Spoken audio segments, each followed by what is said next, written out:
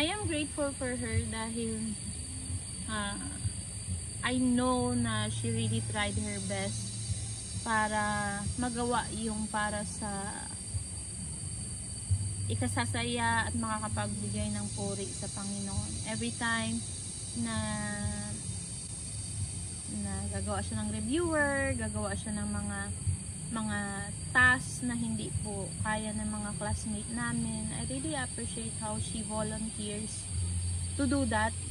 Syempre, and with that, she is not talagang craving for recognition, kundi silently, no, behind the scenes, she is doing that. But now you know with this interview. So, yun po, I'm really grateful for her. And when it comes sa fun time naman, talagang she can set aside all the work and we can have fun. We can have jokes, so it's a good thing in the ministry na may ganon. You can turn off the pag trabaho, kapag fun ay fun. No? So kumambag ay nang may kaya na nagkanimo sa akon nga mangkot mo sa akon nga kumagbulig ga palao ga hindi lang ako tapos gusto ko nga ako lang makan pero hindi na ako makaya ambal na ako lang mabulig lang sa imo imo to nga amon akong final project nga sa video gin kanina para maka share gid sa TV.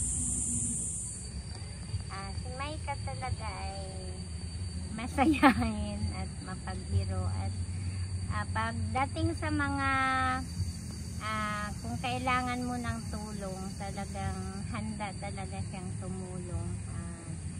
Kung ano man, kung may problema ka, pasasayahin ka ba niya, tapos talagang sharing siya, sharing imaw, at talagang masayang kasama si Maika, hindi pabaya sa lahat ng gawain sa man dyan sa school ng DCB. Si Maika parang sa klase ay siya, kumbaga intelligent.